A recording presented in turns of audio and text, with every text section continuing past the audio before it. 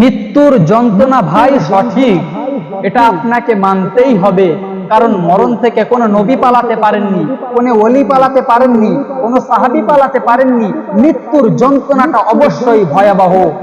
আজ তথা আপনি যেখানেই যান না কেন, যেখানেই থাকুন না কেন, আপনার মৃত্যু ধরবে।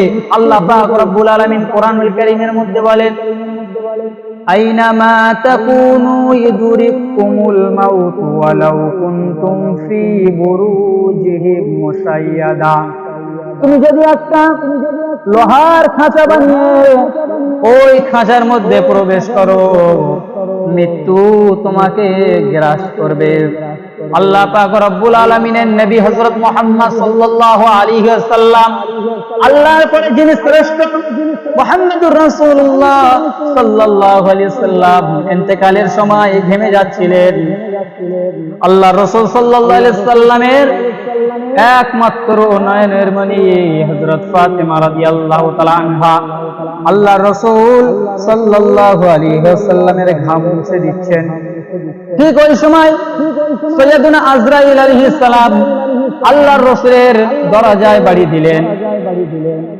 আল্লাহর রাসূলের নয়নের মণি ফাতেমা রাদিয়াল্লাহু তাআলা আনহা দরজা খুলে ভয় পেয়ে গেলেন।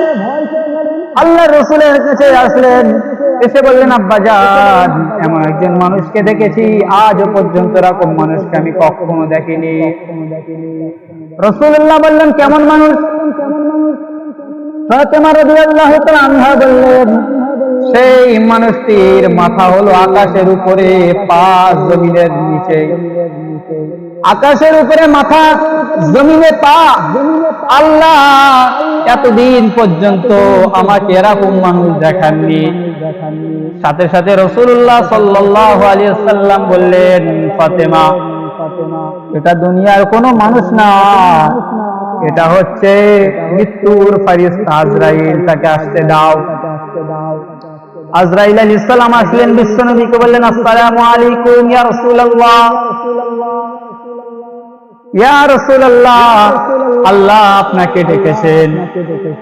আল্লাহ রাসূল সাল্লাল্লাহু আলাইহি ওয়াসাল্লাম বললেন, ভাই আজরাইল, আমি কি চলে যেতে চাই? তাহলে আল্লাহ আমাকে নিয়ে যেতে বলেছেন।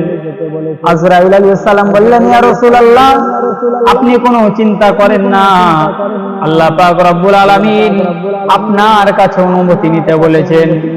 একজন ফেরেশতা, সে আজও পর্যন্ত কোনদিন কারোর হুকুম নেয়নি জান কবজ করার জন্য, আর কিয়ামত পর্যন্ত নেবেন না।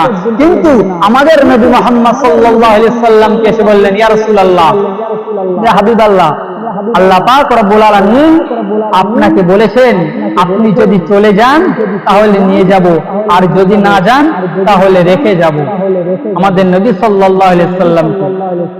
তখন বিশ্বনবী সাল্লাল্লাহু আলাইহি ওয়াসাল্লাম বললেন, ভাই আজরাইল, যদি আমি না যাই তাহলে কতদিন দুনিয়াতে থাকবো?